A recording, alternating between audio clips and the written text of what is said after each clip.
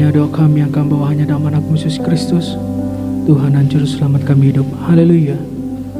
Amin. Mari kita mendengarkan pengumuman dan Voice of Pentecost.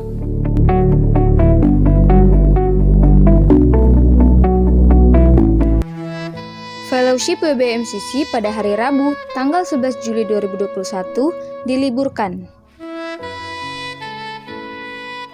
Cool Prayer and Worship diadakan setiap hari Jumat, jam 7:30 malam melalui aplikasi Zoom. Youth Service Online diadakan setiap hari Sabtu, jam 7:30 malam melalui aplikasi Zoom. Untuk pelayanan pastoral, silakan menghubungi telepon dan WhatsApp. Untuk perpuluhan, misi, penginjilan, ucapan syukur, diakonia, dan lain-lain dapat ditransfer melalui rekening BCA berikut ini. Ibadah hari ini akan dilayani oleh Bapak Pendeta Ishak Moses. Terima kasih untuk pelayanannya. Mari dengarkan firman Tuhan yang luar biasa.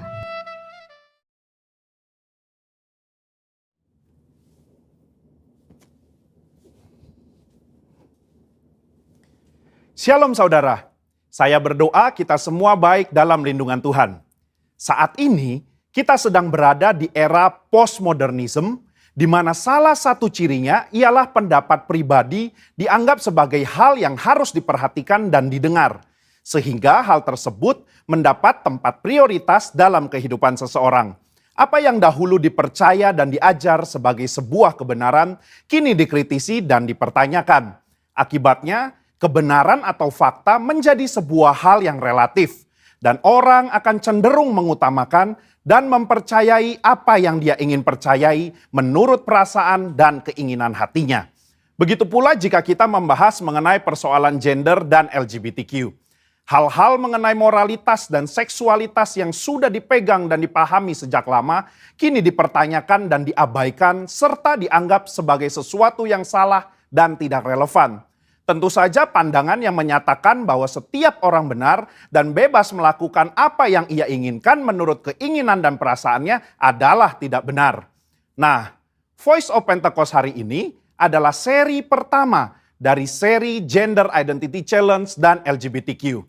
Gender identity adalah identitas jenis kelamin di mana seseorang dapat mengerti dan meyakini jenis kelaminnya berdasarkan organ seksualnya, dan menjalani kehidupannya sebagai seorang individu berdasarkan organ seksual bawaan lahir yang telah Tuhan anugerahkan.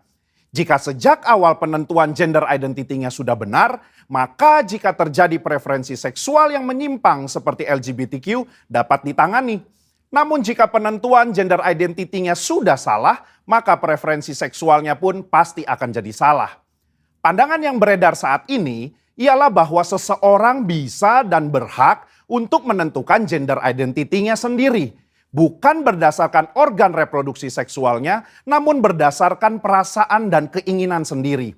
Jadi, bisa saja seorang pria yang secara biologis adalah laki-laki, namun karena ia merasa dan menyatakan dirinya sebagai wanita, maka ia dipanggil perempuan dan menggunakan fasilitas umum yang digunakan oleh wanita. Bahkan memiliki ketertarikan dan hasrat seksual terhadap seorang pria. Begitu pula sebaliknya.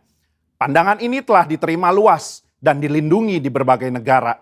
Sehingga segala sesuatu yang berhubungan dengan seksualitas, gender identity, dan penyimpangan preferensi seksual termasuk LGBTQ harus diterima dan bukan merupakan sebuah kelainan. Namun bagaimana menurut Alkitab? Alkitab memandang LGBTQ merupakan penyimpangan seksual yang adalah dosa di mata Tuhan. Kejadian 1 dan 2 menunjukkan bahwa Tuhan menciptakan gender identity laki-laki dan perempuan berdasarkan organ reproduksi seksualnya, bukan lewat feeling dan keinginan manusia.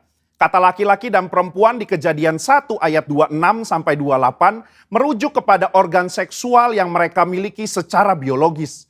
Penciptaan dan penentuan ini adalah karya Allah yang luar biasa, sebab Ia ingin manusia dapat menghasilkan keturunan lewat organ reproduksi laki-laki dan perempuan. Jadi, Jika seorang pria yang secara biologis adalah laki-laki, maka Tuhan ingin agar ia dapat menggunakan organ reproduksi seksualnya untuk menghasilkan keturunan. Lewat organ reproduksi wanita, itu pun hanya dalam pernikahan. Nah, masalah mulai timbul ketika manusia jatuh dalam dosa. Dosa membuat manusia membawa pikiran, keinginan, dan tindakannya yang terbelenggu oleh dosa, sehingga terjadilah gender identity challenge dan penyimpangan seksual. Orang yang menyimpang ketertarikan dan hasrat seksualnya tidak akan dapat beranak cucu karena kesamaan organ reproduksi mereka. Padahal Allah tidak pernah salah dalam menciptakan manusia. Allah tidak menjadikan manusia mengalami krisis identitas seksual ataupun ketertarikan dan hasrat seksual yang menyimpang. Sebuah penelitian menunjukkan bahwa krisis gender identity dan preferensi seksual justru dipengaruhi oleh 4 faktor. Yang pertama biologi, 2 pengalaman masa kecil, 3 pengaruh lingkungan atau pergaulan, 4 pengalaman saat dewasa. Keempat faktor ini juga bisa kita lihat dalam peristiwa Nuh dan anaknya Ham. Ham melihat aurat ayahnya, entah dia mengejek atau nafsu, perbuatan itu salah secara moral di mata Tuhan. Akibatnya Nuh mengutuk Ham dan keturunannya. Hal ini menunjukkan adanya keberlanjutan penyimpangan dari Ham kepada keturunannya yaitu Kanaan. Selanjutnya kita melihat bahwa Kanaan dan orang-orang yang mendiami tanah Kanaan memiliki penyimpangan seksual juga. Apa yang terjadi di Sodom dan Gomora di tanah Kanaan dalam Kejadian 19 menunjukkan penyimpangan seksual yang parah dan bahkan sudah mempengaruhi Lot dan kedua anak perempuannya.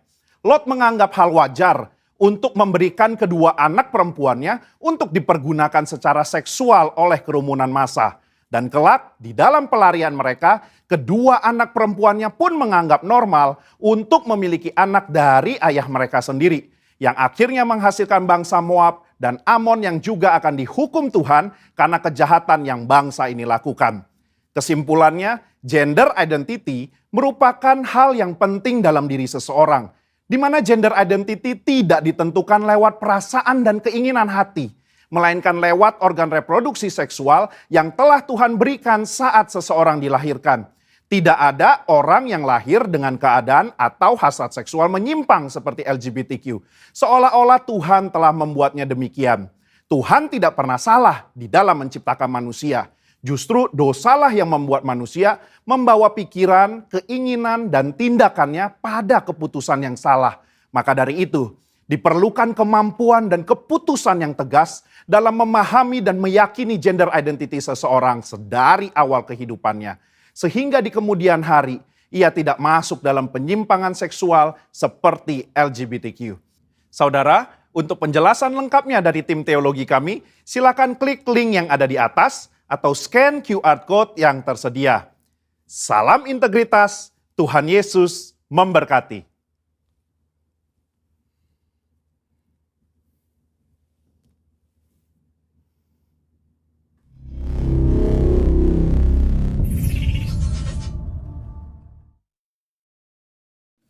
Baik Bapak Saudara, mari kita bangkit berdiri.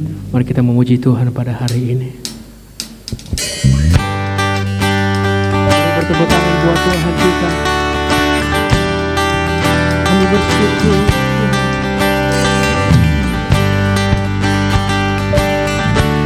Kami bersyukur buat hari ini.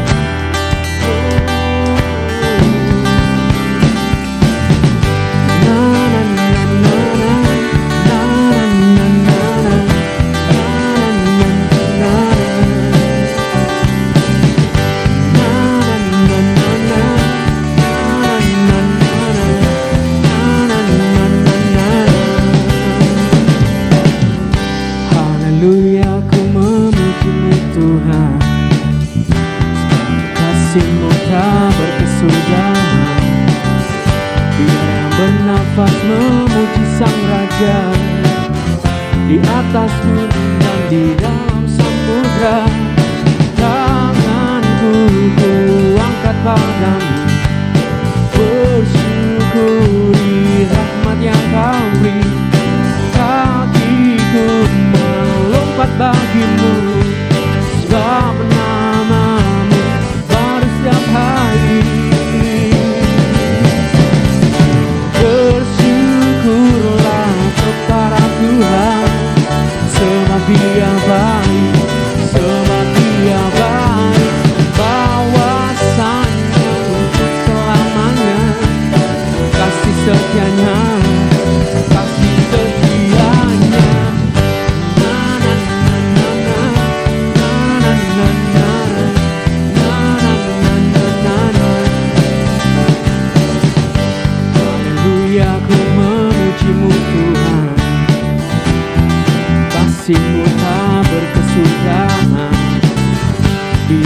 bernafas memuji Sang Raja di atas gunung dan di bawah samudra.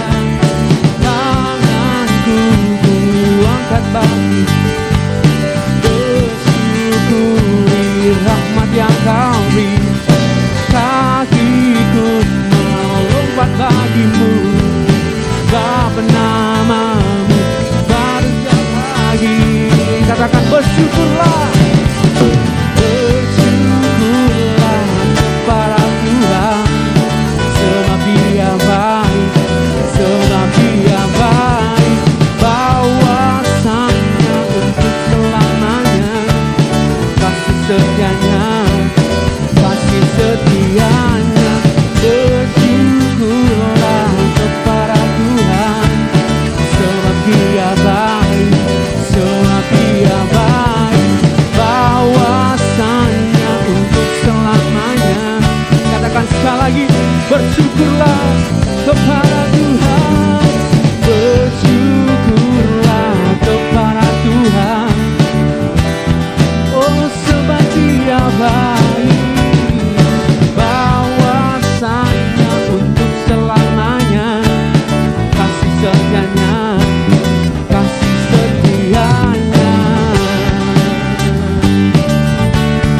Oh, mari bertepuk tangan buat Tuhan. Kami bersyukur.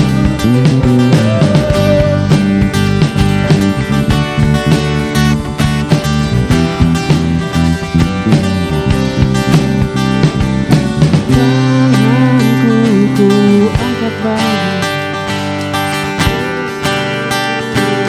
rahmat yang Kau beri.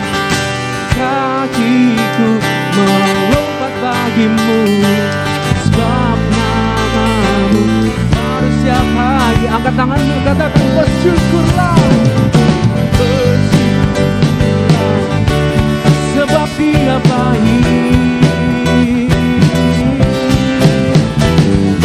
Bahwasanya untuk selamanya, kasih setianya. Katakan sekali lagi, bersyukurlah, bersyukurlah kepada, sebab Dia baik.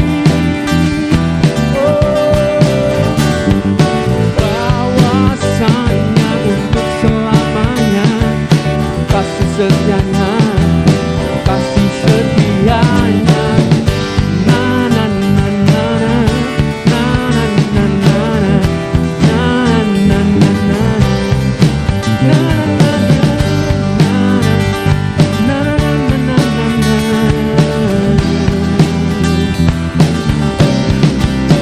Haleluya, beri sorak-sorak bagi Tuhan. Haleluya, terima kasih. Haleluya. Dipersilakan dulu Bapak Saudara. Mari kita siapkan hati dan pikiran kita untuk mendengarkan firman Tuhan. Terima kasih Tuhan. Banyak yang Kau perbuat dalam kehidupan kami Tuhan. Sebab itu kami berterima kasih buat-Mu. Kami berterima kasih kepadamu Tuhan.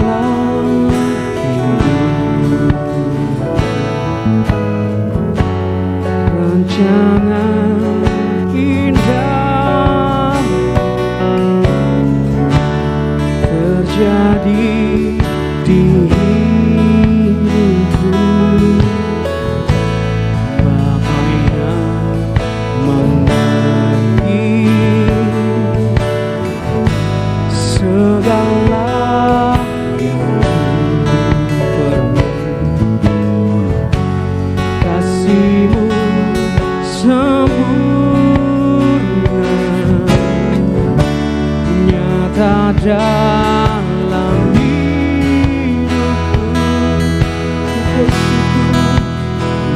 bersyukur Bapa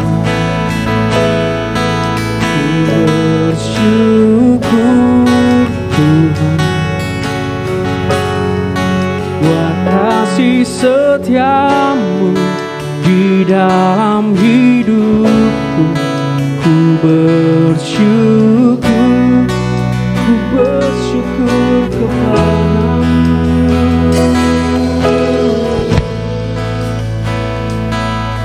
Kami bersyukur Tuhan, syukur Tuhan,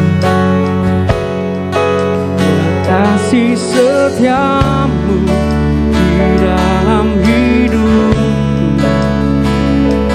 Ku bersyukur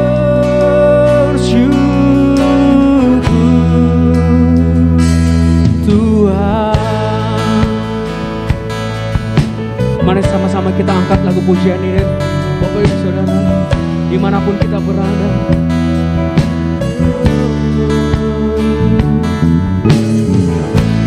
Banyaknya kau berbuat di dalam hidupku,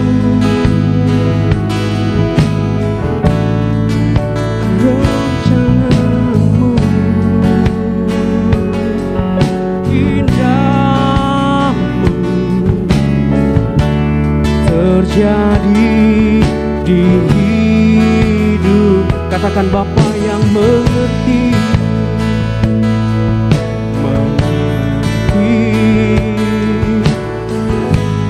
segala yang ku kasihmu sempurna nyata dalam hidup. Mari angkat tanganmu, katakan ku bersyukur. Syukur Bapa, ku bersyukur Tuhan, buat kasih setiamu di dalam hidupku. Ku bersyukur, ku bersyukur, ku bersyukur. Syukur Bapa, kami bersyukur kepadamu Tuhan, kami bersyukur kepadamu Yesus, buat kasih setiamu di dalam hidupku. Ku bersyukur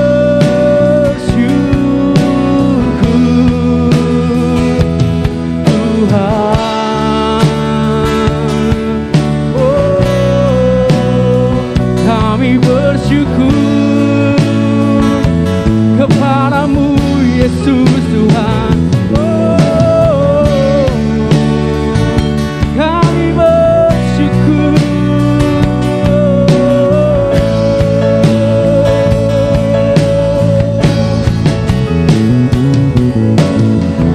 Tak ada lembah gelap yang tak ku lewati tanpa hadirmu. Hatiku takkan gentar, sebab ku tahu tanganmu yang menopangku. Ada lembah gelap, tak ada lembah gelap yang tak ku lewati tanpa hadirmu. Hatiku takkan gentar, hatiku takkan gentar, sebab ku tahu tanganmu yang menopangku. Kaulah Yesus Tuhan, Yesus, kaulah Tuhan, hanya Kau ku percaya. Katakan sekali lagi, kaulah Yesus. Oh, Tuhan, harapan hidupku.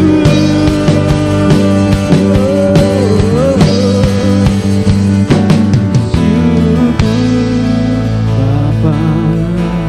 Mari dengan hatimu katakan, kami bersyukur, kami bersyukur Tuhan. buat kasih setiamu di dalam hidup kami Tuhan. Kami bersyukur. Terima kasih Tuhan.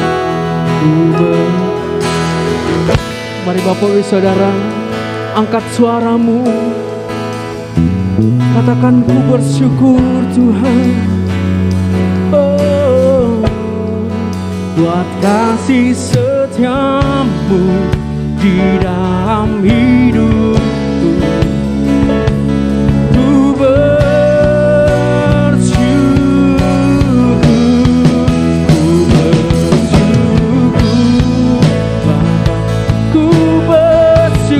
Tuhan.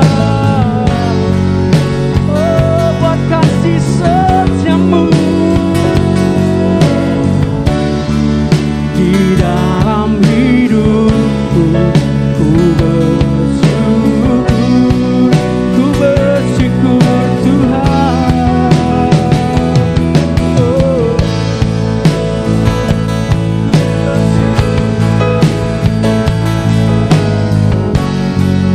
Ini penyembahan kami Tuhan, buat kasih setiamu di dalam hidup. Ku bersyukur,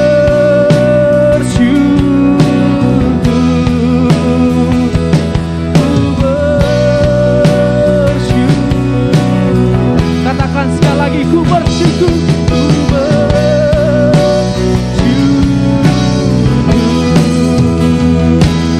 Tuhan.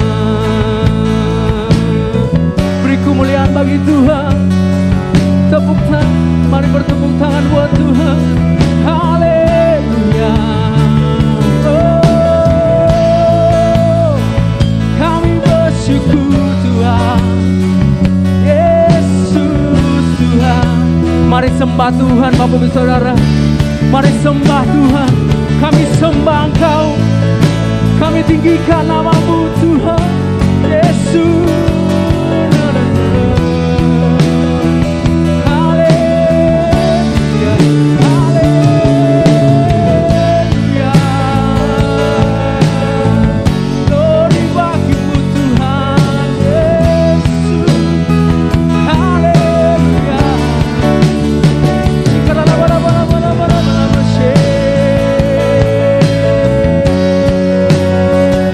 Mari sambil bangkit berdiri Bapak Ibu Saudara. Haleluya. Kami sembah Yesus.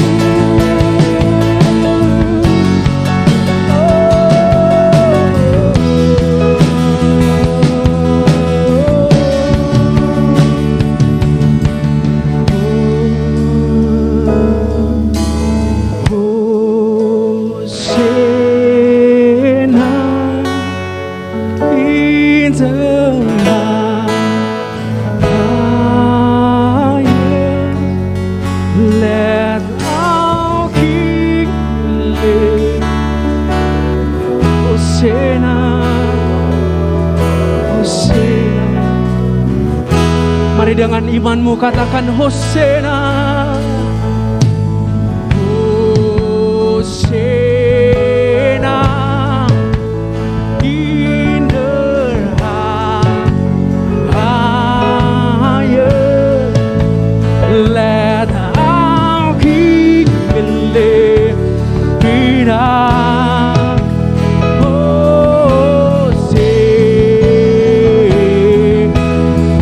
Hosana. Oh, mari sambil tepuk tangan buat Tuhan. Hosana. Oh, yes. Let our King be lifted up. Hosana.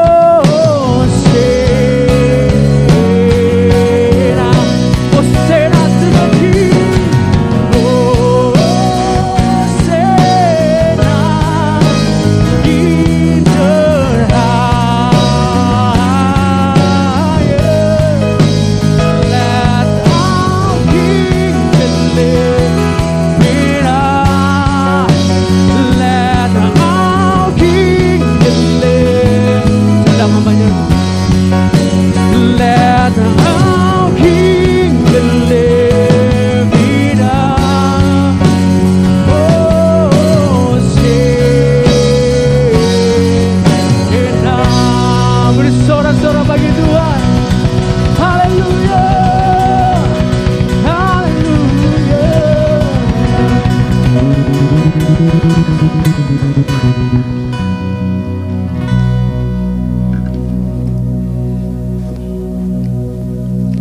Kami bersyukur buat semua kebaikan-Mu atas hidup kami. Kalau hari ini kami ada di hadirat-Mu, kami bersama-sama membangun ibadah kami.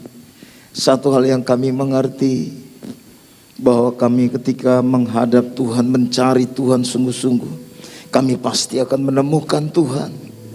Ketika kami bangun ibadah kami, Tuhan hadir, Tuhan bertata, Tuhan nyata bagi kami. Karena itu ya Aba, biar hari ini kami mau mengalami Engkau, kami mau mengalami perjumpaan dengan Tuhan.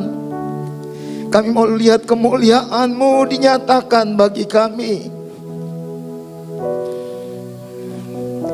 Tuhan berbicara buat kami siang hari ini ya Aba. Urapi hamba-Mu ini ya Tuhan.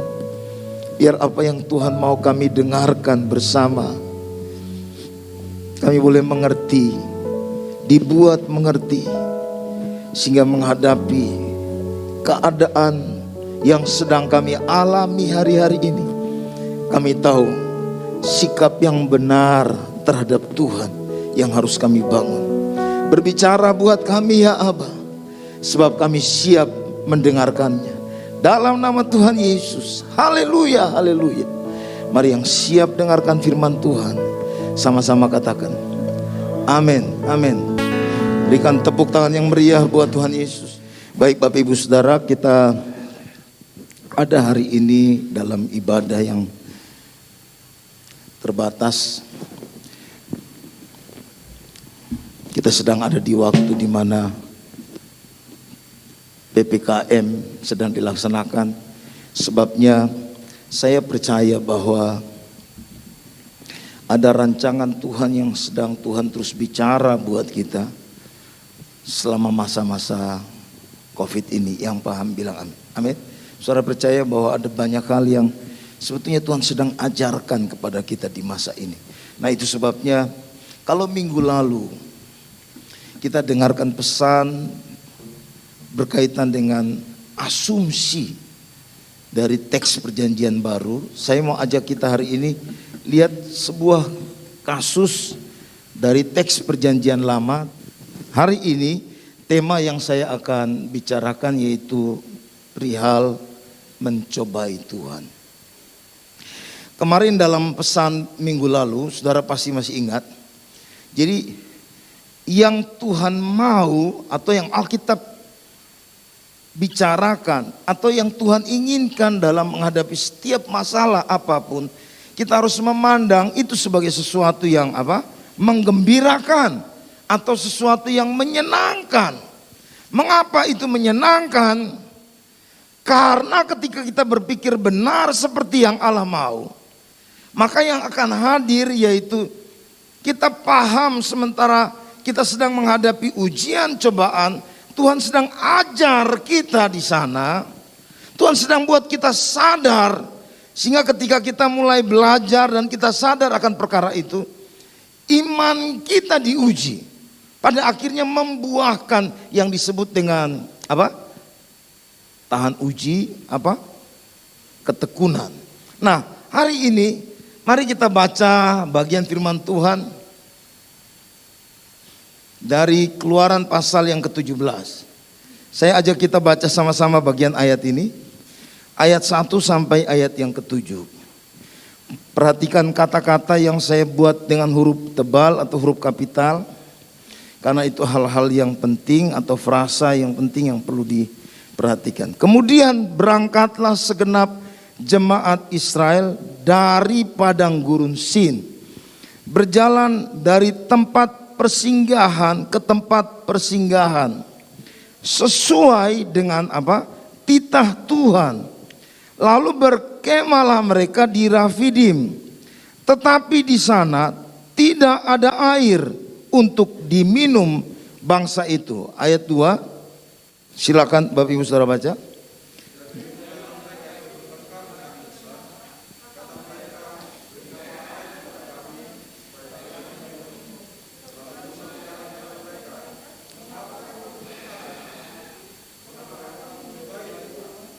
Ayat yang ke-3, hauslah bangsa itu akan air di sana. Bersungut-sungutlah bangsa itu kepada Musa dan berkata, Mengapa pula engkau memimpin kami keluar dari Mesir untuk membunuh kami, anak-anak kami, dan ternak kami dengan kehausan? Ayat yang keempat.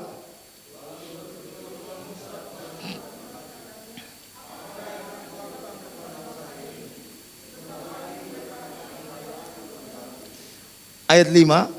Berfirmanlah Tuhan kepada Musa, berjalanlah di depan bangsa itu dan bawalah beserta engkau beserta orang dari antara para tua-tua Israel.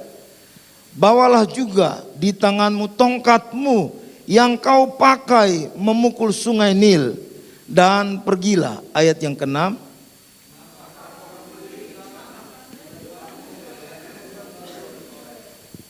Haruslah kau pukul gunung batu itu dan dalamnya keluar air, sehingga bangsa itu yang membuatnya Musa. Mari kita baca ayat terakhir. Dinamakan tempat itu Masa dan Meriba, oleh karena orang Israel telah bertengkar dan karena mereka telah mencobai Tuhan dengan mengatakan, adakah Tuhan di tengah-tengah kita atau tidak? Sebelum buru-buru masuk, saudara perhatikan ada dua hal yang kemudian digarisbawahi atau dikategorikan sebagai tindakan mencobai Tuhan. Yaitu hal yang pertama hadir, ayat yang ketiga bagian akhir. Mengapa pula engkau memimpin kami keluar dari Mesir untuk membunuh kami, anak-anak kami, dan ternak kami dengan kehausan? Lalu ayat paling terakhir di dalam bagian perikop ini, kita baca sama-sama kata terakhir, dibilang gini, adakah Tuhan di tengah-tengah kita atau tidak? Berapa banyak saudara yang percaya bahwa atas titah Tuhan mereka dari satu persinggahan ke persinggahan berikutnya? Berapa banyak yang percaya bahwa itu sebuah pernyataan yang menjelaskan bahwa Tuhanlah yang menuntun orang Israel? Saya balik ke kita. Berapa banyak yang percaya bahwa Tuhan tuntun hidup kita sampai hari ini? Termasuk membawa kita masuk di, boleh dibilang agenda, atau boleh dibilang ini masa pandemi. Ini tetap kita sedang ada dalam tuntunan Tuhan. Kita sedang dibawa oleh Tuhan dalam perjalanan ada di masa ini.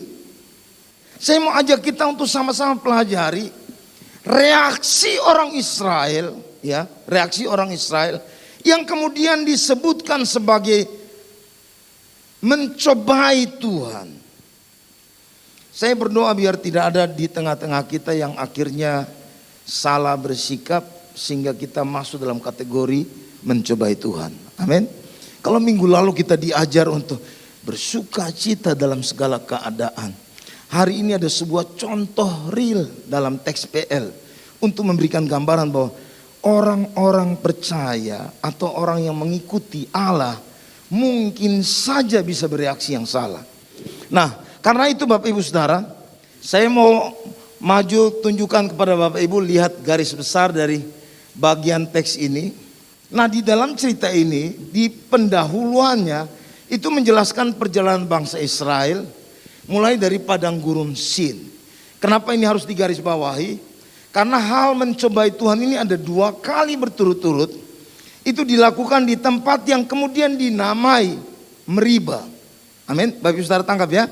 Ada 2 tempat. Satu di Rafidim, yang satu lagi sudah di Kades Barnea. Itu 2 lokasi yang berbeda.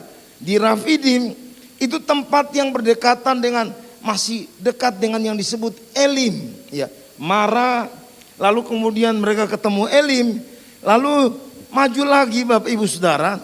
Ketika mereka berangkat dari Elim, mereka maju lagi. Saudara tahu kisah sebelumnya? Mereka bersungut-sungut, punya bahasa yang mirip. Kenapa bawa kami ke tempat ini? Tidak ada makanan buat kami. Itu keluhan yang muncul dari orang Israel. Sehingga pasal sebelumnya, solusi yang Tuhan berikan buat mereka, yaitu setiap hari dikasih mana buat mereka makan, dan setiap sore dikasih daging buat mereka. itu pengalaman yang sebetulnya menurut saya jadi pelajaran yang besar buat orang Israel. Sehingga di konteks ini harusnya tidak ada pertengkaran seperti yang terjadi. Tapi ini muncul. Kalau bahasa saya begini Bapak Ibu Saudara. Kita juga nggak beda dengan orang Israel, betul? Kita mungkin kemarin ngalami sesuatu yang baik dari Tuhan. Baru saja lalui sebuah proses yang baik. Besok ngalami keadaan yang buruk. Bisa lupa semua hal yang baik yang Tuhan kerjakan dalam kehidupan kita. Karena itu jadi sebuah peringatan buat saudara dan saya hari ini. Untuk bagaimana kita bersikap yang tepat ketika kita menjalani hari-hari ini. Termasuk menghadapi keadaan-keadaan yang tidak baik ini Bapak Ibu Saudara. Nah, karena itu mari lihat sama-sama catatan-catatan sini. Setelah perjalanan itu karena tidak ada air untuk diminum, lalu ada interaksi antara Musa dengan orang Israel. Disinilah muncul di ayat 2 kata bertengkar dan kata mencobai itu hadir Bapak Ibu Saudara. Kalau masih ingat khotbah saya tentang Mara dan Elim, itu peristiwanya mirip-mirip kisahnya. Selalu muncul narasi bahwa orang Israel itu pada umumnya bersikap tidak tepat ketika menghadapi masalah. Musa selalu bersikap yang tepat. Dan karena itu saya mau bilang buat kita semua hari ini, mari belajar dari tokoh ini supaya kita tahu bersikap yang tepat ketika menghadapi masalah. Amin. Di Mara Musa berseru, lalu kemudian ada solusi. Lalu kemudian cerita sebelumnya di Elim, mereka ribut lagi, Musa berseru lagi, Tuhan jawab dan ada solusi di situ. Sekarang di padang gurun Sin ini, mereka ribut lagi Bapak Ibu Saudara. Musa berseru lagi. Musa selalu tampil dengan sebuah, boleh bahasa saya begini, dia punya sebuah gaya hidup yang berulang, yang diperlihatkan kepada saudara saya, yaitu selalu berseru kepada Tuhan ketika ada masalah. Dan dia selalu lihat solusi hadir. Yang mau lakukan itu juga bilang amin. Amin. Saudara yang mau lakukan itu bilang amin. Mari lakukan itu. Jangan ada di pihak yang kontra dengan Tuhan. Atau kita bertentangan dengan maksud-maksud Tuhan. Nah, saya lanjut Bapak Ibu Saudara. Setelah Musa itu tahu apa yang Tuhan mau dia harus kerjakan. Alkitab bilang begini, Musa lakukan apa yang Tuhan perintahkan. Dia panggil para tua-tua Israel. Dia berjalan di depan mereka. Tuhan suruh dia bawa tongkat, dia juga bawa tongkat. Lalu Tuhan suruh dia pukul batu itu, dia pukul batu itu. Dan keluar air sehingga orang Israel dapat minum. Tapi setelah itu hadir kesimpulan atau bagian akhir dari teks ini di ayat yang ke-7. Tempat itu kemudian dinamai apa? Masa. Tempat itu kemudian dinamai Meriba. Kita baca kembali ayat yang ke-7. Sama-sama 1, 2, 3. Dinamainya tempat itu Masa dan Meriba. Oleh karena orang Israel telah bertengkar. Dan oleh karena mereka telah mencobai Tuhan. Dengan mengatakan adakah Tuhan di tengah-tengah kita atau tidak. Nah, saya akan bahas langsung tentang hadir dua kata ini, yaitu yang pertama Masa, lalu yang kedua Meriba. Saudara, mari perhatikan dua kata ini. Kata Masa dan kata Meriba itu sama dengan kata yang hadir juga di ayat yang kedua. Ini kata bertengkar, lalu kata mencobai. Kalau kata mencobai itu dalam bahasa Ibraninya Bapak Ibu Saudara, itu dipakai kata, asal katanya itu nasa, nasa. Sementara kata bertengkar itu dipakai kata rib. Jadi kata rib, asal katanya rib. Yang satu asal katanya nasa, yang satu asal katanya rib, bertengkar. Nah, lalu kemudian di ayat yang ke-7, akhir daripada proses itu Bapak Ibu Saudara, Musa menyebutkan nama tempat itu yaitu Masa, yang asal kata nasa tadi. Lalu kemudian Ada kata Meriba di depan, menunjuk kepada lokasi di mana terjadi yang disebut dengan ada pencobaan di sana dan ada pertengkaran di sana. Dalam teks bahasa Ibrani itu dipakai kata nasa atau masa ini, asal katanya masa. Dalam bahasa Yunani itu dipakai kata peirasmos. Jadi kata peirasmos, saudara masih ingat minggu lalu? Kata pencobaan atau kata temptation, kata godaan itu sama. Dalam terjemahan bahasa Yunani itu dipakai kata peirasmos. Kata ini Bapak Ibu Saudara ketika itu hadir, itu menunjuk kepada berbagai hal, ingat pelajaran yang lalu, berbagai hal yang mencobai hidup seseorang sehingga memungkinkan dia bisa mengalami kegagalan dalam kehidupan dia. Nah, itu kata ini, kata masa ini. Saudara, arti dari kata masa itu godaan. Bahkan digunakan untuk menerjemahkan mencuci. Istilah mencuci, terjemahkan itu buat diri kita begini, supaya buat itu jadi bersih. Yang mengerti katakan amin. Nah, kemudian kata itu juga digunakan justru menjelaskan membusuk. Diartikan membusuk. Di awal tadi saya bilang ada reaksi yang mungkin berbeda. Yang satu itu baik buat dia, tapi yang lain punya reaksi yang negatif. Sehingga bukan itu buat jadi baik, tapi jadi salah dalam hidup dia. Saya berdoa biar kita tidak begitu. Amin. Kata ini sama-sama dipakai untuk menerangkan maksud itu. Yang satu untuk bersih, yang satu jadi busuk. Nah, saudara di posisi yang mana? Kalau saudara di posisi yang mana? Yang jadi bersih atau yang jadi busuk?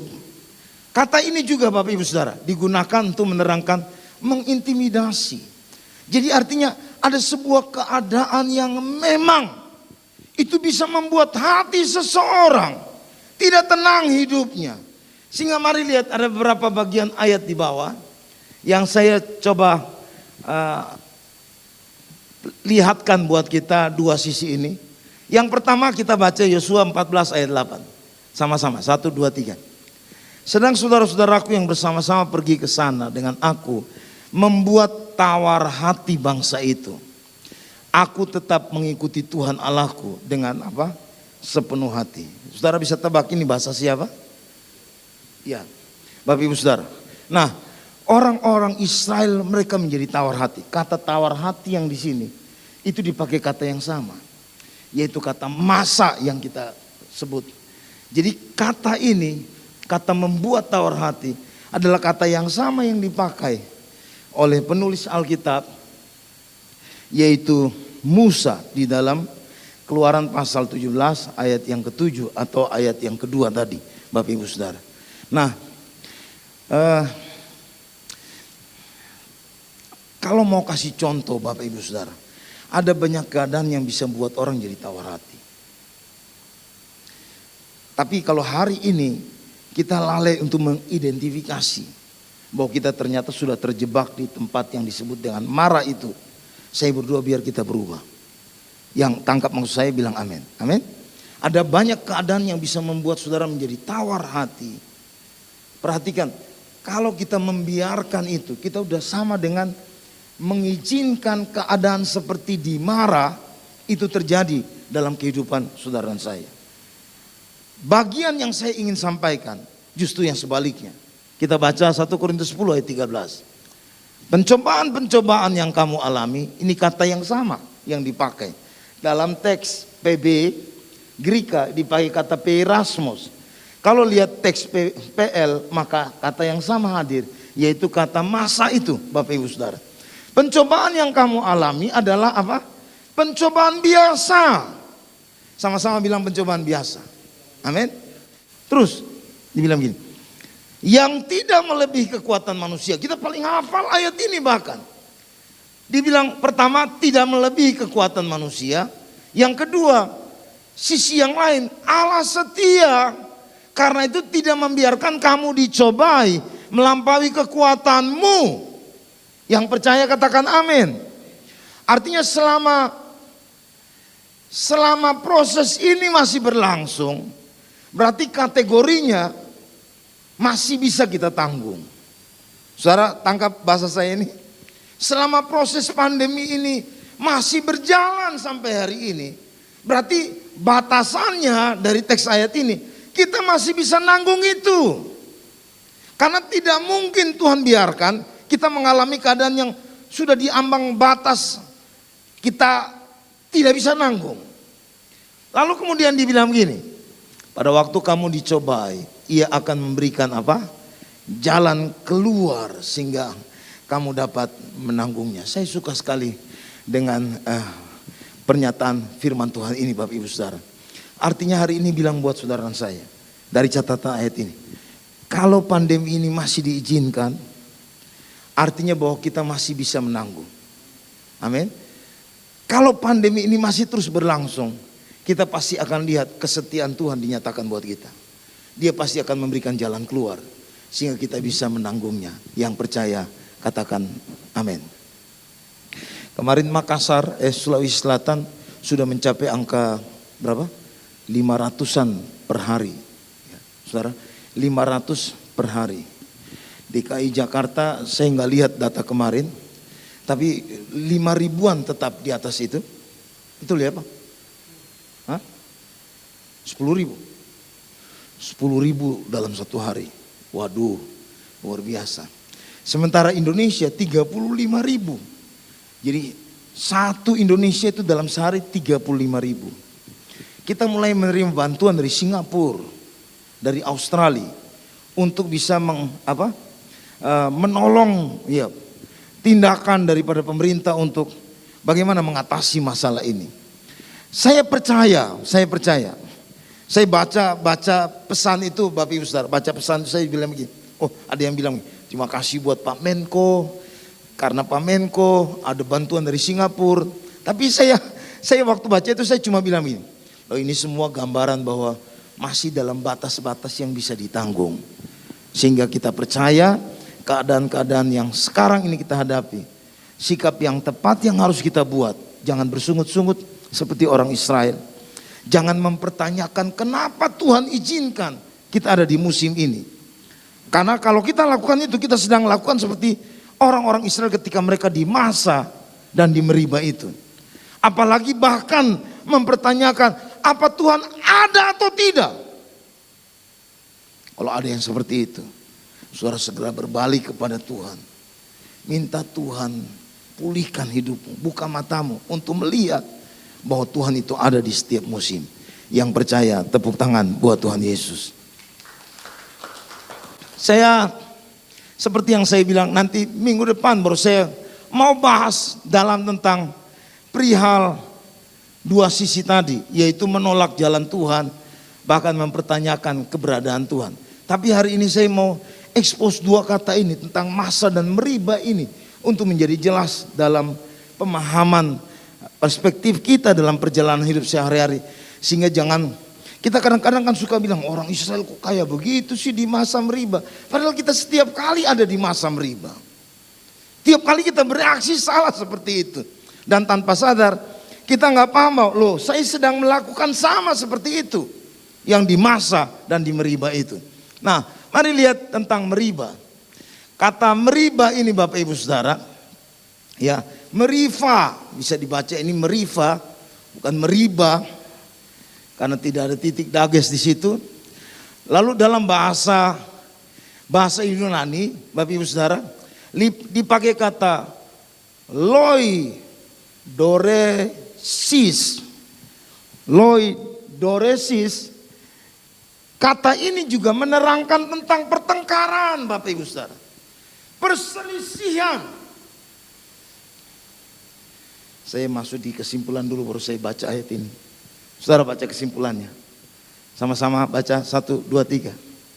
Perselisihan jika tidak ditengarai, jika tidak ditengarai dengan bijak, maka dapat menghadirkan keadaan yang disebutkan dalam Bilangan 20 ayat 24, yaitu hadir kata mendurhaka. Lalu kemudian di dalam Bilangan 27 ayat yang ke-14, disebutkan sebagai tindakan memberontak terhadap titah Tuhan.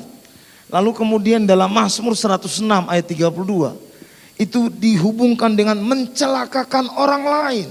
Dalam hal ini Musa dicelakai, bahasa di dalam Mazmur pasal 106 ayat 32. Coba Ibu Saudara buka dan baca Mazmur pasal 106 ayat 32. Jadi kalimat ini bilang orang Israel itu menggusarkan Tuhan di Meriba, sehingga mereka mencelakakan siapa? Musa dicelakai oleh mereka. Nah, peristiwa Meriba ini tadi di awal saya sudah bilang bukan hanya di Rafidim, tapi di tempat yang namanya Kades, Bapak Ibu Saudara. Orang Israel sudah harusnya masuk ke tanah perjanjian. Tapi setelah pengintaian itu Bapak Ibu Saudara, mereka nggak mau masuk ke sana, lalu terjadi keributan ketika tidak ketemu air. Itu untuk kedua kalinya tempat keributan itu akhirnya disebutkan dengan nama Meriba. Meriba itu ada sebuah peristiwa yang kemudian disebutkan sebagai tempat pertengkaran, lalu dikasih nama apa? Meriba. Jadi bukan Meriba itu sebuah kota Bapak Ibu Saudara, tapi itu tempat di mana orang Israel bertengkar dengan Musa, bertengkar dengan Tuhan di sana. Sehingga dinamai tempat itu Meriba. Nah, kita baca dua ayat ini.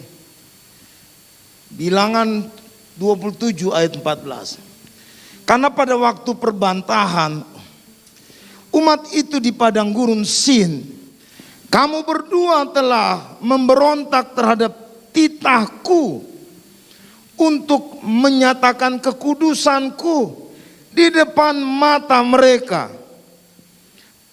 Dengan air itu, itulah mata air Meriba dekat apa? Kades. Di mana? Di padang gurun itu, Bapak Ibu Saudara. Jadi dalam teks ini Musa akhirnya mereka menjadi korban, kira-kira dikenai masalah karena ada perselisihan, pertengkaran yang begitu serius antara orang-orang Israel dengan Musa, dengan Tuhan pada waktu itu. Pertengkaran bisa membuat kita jadi kena melanggar sebuah tuntunan Tuhan yang kita terima. Tapi jangan sampai karena salah persepsi kita jadi penyebab orang lain juga jadi tersandung. Sampai di sini yang paham bilang amin. Amin. Jadi kalau sampai kita salah membuat perspektif tentang sebuah keadaan, maka berisiko akan buat orang lain jadi seperti Musa itu. Saya harus pakai bahasa begitu. Akan buat orang lain seperti Musa. Jadi akhirnya dia jadi tersandung hanya gara-gara apa yang kita asumsikan. Bagian ayat yang tadi kita sudah baca ini menjelaskan dua sisi itu. Musa dan Harun, mereka kemudian dianggap sebagai seorang pemberontak karena perselisihan yang tajam dengan orang-orang Israel membuat mereka akhirnya kena masalah, menjadi kena celaka dalam kehidupan mereka. Saya akan tutup pesan hari ini dengan kesimpulan ini. Akan ada banyak hal yang mencobai kehidupan saudara dan saya. Bukan cuma sakit penyakit, mungkin kesulitan hidup, dan banyak hal lagi yang lain yang akan datang mencobai hidup saudara dan saya. Apakah kita pandang itu sebagai peirasmos?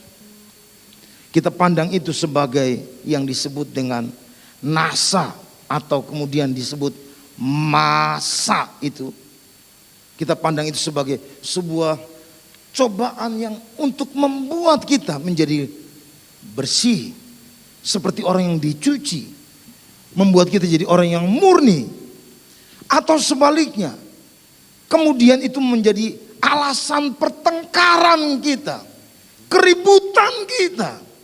Sehingga pada akhirnya seperti yang terjadi dengan tokoh Musa ini. Dia kemudian menamai tempat yang kedua kali yaitu meriba. Dan disitulah Tuhan berkata bahwa karena kamu mendurhaka terhadap aku, kamu memberontak, tidak menghormati kekudusanku, kamu tidak diizinkan untuk masuk ke tempat perhentian atau ke tanah perjanjian. Saya berdoa Bapak Ibu Saudara, mari jadi orang yang memilih menghadapi cobaan, kita dimurnikan. Amin. Kita dibuat jadi pada akhirnya orang-orang yang kuat, orang-orang yang tekun. Bukan sebaliknya, kita menjadi orang-orang yang meributkan semua persoalan ini, meributkan sebuah masalah ini, bahkan kemudian bisa menjadikan orang-orang tertentu itu tersandung hidupnya, kena celaka gara-gara sikap saudara saya atau asumsi yang salah yang kita bangun dalam kehidupan kita. Mari bangkit berdiri. Hari ini berapa banyak Bapak Ibu Saudara yang mungkin sedang ada dalam pergumulan, berbagai pergumulan, mau datang kepada Tuhan dan berkata, Tuhan, saya mau dibersihkan, saya mau lihat ini menjadi momentum untuk saya melihat iman saya melihat ketekunan saya melihat hadir kehidupan yang jadi kuat di dalam Tuhan. Mari angkat tangan kita di hadapan Tuhan. Yang kedua, jangan mau jadi orang yang bertengkar, berselisih, bahkan menyesali perjalanan bersama dengan Tuhan, mempertanyakan keberadaan, kehadiran Tuhan di tengah masalah yang sedang dihadapi.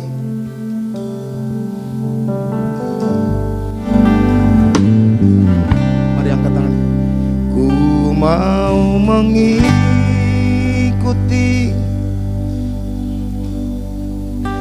kehendak-Mu ya Bapa. Ku mau selalu menyenangkan hati-Mu. Ku mau mengikuti, ku mau mengikuti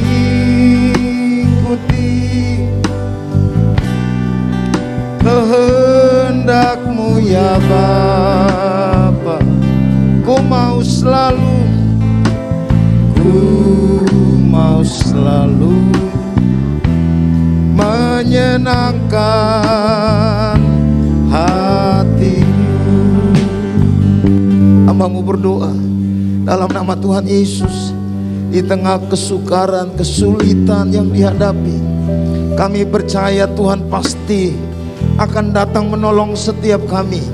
Kami akan terus melihat kesetiaan Tuhan di dalam hidup ini ya Abah.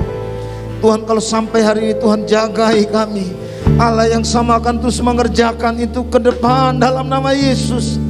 Terima kasih Tuhan, terima kasih. Terima kasih ya Abah. Kami tidak ingin jadi orang-orang yang menjadi penyebab orang lain kena celaka atau tersandung. Lebih khusus pada para pemimpin kami, orang-orang yang menuntun kami untuk berjalan di waktu-waktu yang sukar ini dalam tuntunan Tuhan. Kami berdoa berkati hamba-Mu Pak Niko ya Abah.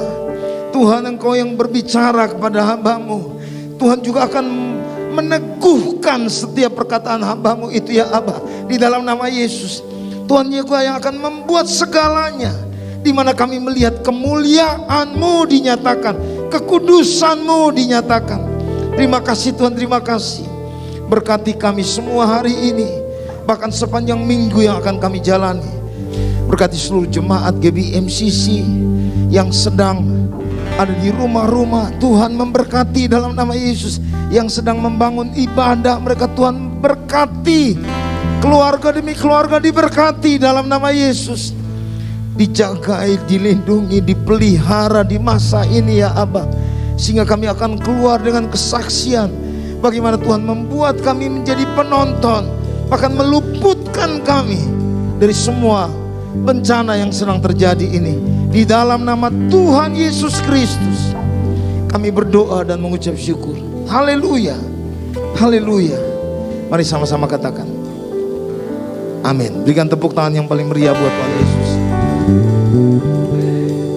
Kita akan siapkan hati untuk masuk dalam perjamuan kudus. Mari Bapak Ibu Saudara, kita siapkan roti, angkat di atas kepala kita. Pada malam waktu Yesus diserahkan, ia mengambil roti dan berkata, inilah tubuhku yang diserahkan bagi kamu. Perbuatlah ini menjadi peringatan akan daku. Bukankah roti yang kita pecahkan adalah persekutuan dengan tubuh Kristus? Mari makan, katakan dalam nama Tuhan Yesus Kristus.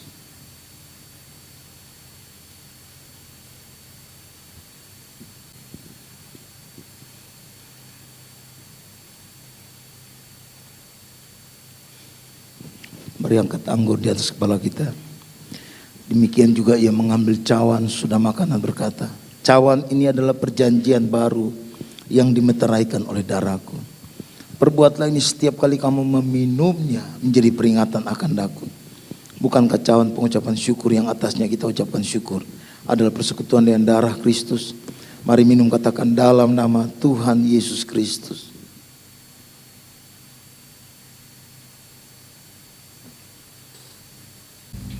Tuhan, kami bersyukur buat semua kebaikan-Mu bagi kami. Kami bersyukur buat pemeliharaan-Mu, perlindungan-Mu, penjagaan-Mu ya Abah. Kami bersyukur Tuhan buat bukti Kau pelihara kami dari waktu ke waktu di masa-masa sukar ini ya Tuhan. Engkau baik, Engkau luar biasa bagi setiap kami. Tuhan, hamba-Mu berdoa, teguhkan hati setiap anak-anak-Mu ya Allah. Teguhkan iman setiap anak-anak-Mu. Kami akan terus berjalan maju. Kami akan terus berjalan maju. Kami akan terus menjadi alat saksi Tuhan.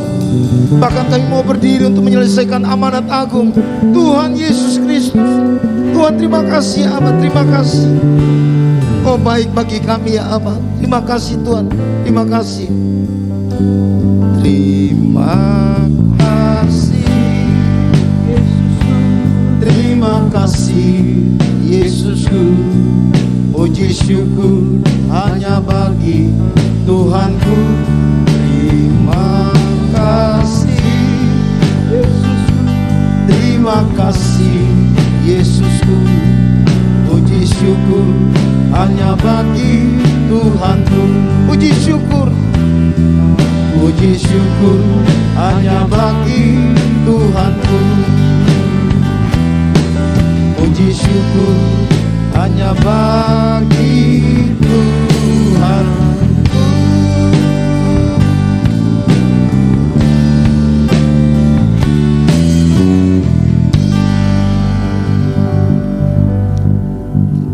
Segala pujian, hormat, kemuliaan kami kembalikan buat Tuhan Yesus Kristus.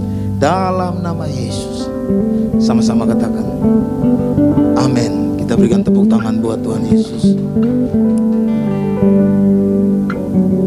Baik, Bapak Saudara, tiba saatnya kita akan memberikan persembahan. Dalam lindungan Allah, orang yang duduk dalam lindungan yang maha tinggi dan bermalam dalam naungan yang maha kuasa akan berkata kepada Tuhan, tempat perlindunganku dan kubu pertahananku, Allahku yang kupercayai. Sungguh, dialah yang akan melepaskan engkau dari jerat penangkap burung, dari penyakit sampar yang busuk. Dengan kepaknya, ia akan menudungi engkau. Di bawah sayapnya, engkau akan berlindung. Kesetiaannya ialah perisai dan pagar tembok. Engkau tak usah takut terhadap kedahsyatan malam, terhadap panah yang terbang di waktu siang, terhadap penyakit sampar yang berjalan di dalam gelap, terhadap penyakit menular yang mengamuk di waktu petang. Walau 1000 orang rebah di sisimu dan 10.000 di sebelah kananmu, tetapi itu tidak akan menimpamu. Engkau hanya menontonnya dengan matamu sendiri dan melihat pembalasan terhadap orang-orang fasik. Sebab Tuhan ialah tempat perlindunganmu, yang maha tinggi telah kau buat tempat perteduhanmu. Malah petaka tidak akan menimpa kamu, dan tulah tidak akan mendekat kepada kemahmu. Sebab malaikat-malaikatnya akan diperintahkannya kepadamu untuk menjaga engkau di segala jalanmu. Mereka akan menatang engkau di atas tangannya, supaya kakimu jangan terantuk kepada batu. Singa dan ular tedung akan kau langkahi. Engkau akan menginjak anak singa dan ular naga. Sungguh hatinya melekat kepadaku, maka aku akan meluputkannya. Aku akan membentenginya sebab ia mengenal namaku. Bila ia berseru kepadaku, aku akan menjawab. Aku akan menyertai dia dalam kesesakan. Aku akan meluputkannya dan memuliakannya. Dengan panjang umur akan kukenyangkan dia dan akan kuperlihatkan kepadanya keselamatan dari. Mari kita deklarasikan Pentakosta ketiga. 1. Pentakosta ketiga adalah pencurahan Roh Kudus yang dahsyat di zaman ini, melebihi yang terjadi di Azusa Street. 2. Pentakosta ketiga akan mengakibatkan penuaian jiwa yang terbesar dan yang terakhir sebelum Tuhan Yesus datang kembali. 3. Pentakosta ketiga akan membangkitkan generasi Yeremia, yaitu anak-anak muda yang dipenuhi Roh Kudus, cinta mati-matian kepada Tuhan Yesus, tidak kompromi terhadap dosa, dan akan bergerak untuk memenangkan jiwa. 4. Pentakosta ketiga lahir di Indonesia dan bergerak ke bangsa-bangsa. Gerakan ini dari timur ke barat dan akan kembali ke Yerusalem. 5. Pentakosta ketiga akan memberikan kuasa untuk menyelesaikan amanat agung, dan setelah itu Tuhan Yesus datang kembali. Mari kita masuk doa syafaat. Mari kita satu dalam doa, kita berdoa. Bapa, terima kasih buat siang hari ini ya Tuhan, untuk peribadatan yang kami lakukan ya Bapa. Kami percaya Engkau hadir dengan kebenaran firman-Mu Tuhan. Engkau menyatakan jalan-jalan-Mu bagi kami. Terima kasih Bapa yang baik, terima kasih Tuhan Yesus. Kami percaya Engkau Allah yang setia, Allah yang tidak pernah membiarkan kami dicoba melebihi daripada kemampuan kami Tuhan. Engkau terus berikan jalan keluar buat kami ya Bapa. Terima kasih buat kebenaran firman-Mu, terima kasih buat hamba-Mu yang sudah menyampaikan isi hati-Mu. Engkau pakai terus hamba-Mu Tuhan dengan pengurapan yang daripada-Mu, hikmat yang daripada-Mu menjadi bagian buat hamba-Mu Bapak Pendeta Ishak Moses.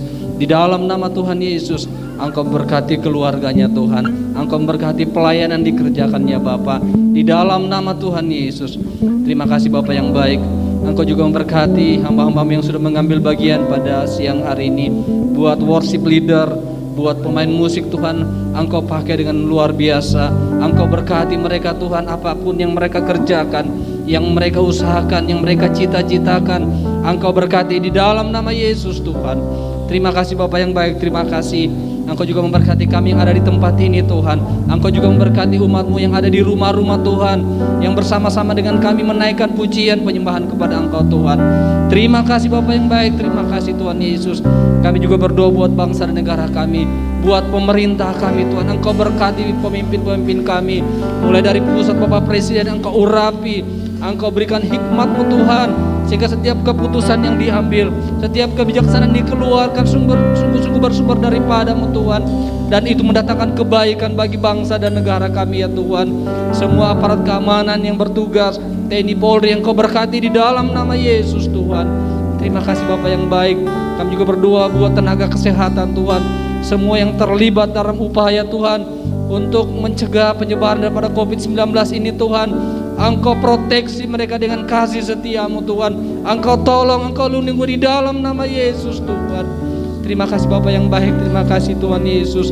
Kami berdoa buat kota di mana kami ada, kota Makassar. Berkati kota ini Tuhan, biar kami semua terpelihara di dalam kasih dan anugerah-Mu ya Tuhan. Terima kasih Bapa yang baik. Semua upaya yang dilakukan oleh pemerintah Tuhan, baik itu vaksinasi, baik itu pembatasan PPKM Mikro, Engkau berkati di dalam nama Yesus Tuhan. Terima kasih Bapa yang baik, terima kasih.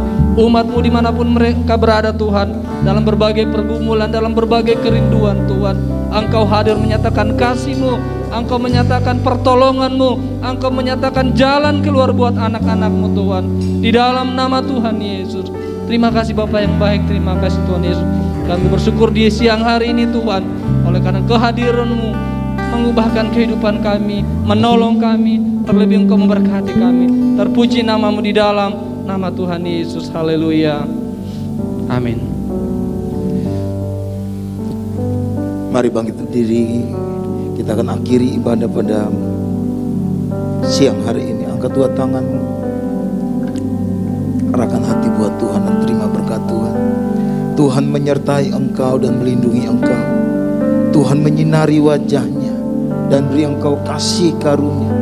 Tuhan mengadahkan wajahnya kepadamu dan memberi engkau damai sejahtera. Diberkatilah hidupmu, keluargamu, usahamu, pekerjaanmu. Dibuat Tuhan berhasil. Engkau terus naik, tetap naik, dan terus menjadi berkat bagi banyak orang. Di dalam nama Tuhan Yesus Kristus, mari yang menerima berkat Tuhan ini sama-sama katakan amin. Tuhan memberkati. Salam miracle buat kita semua.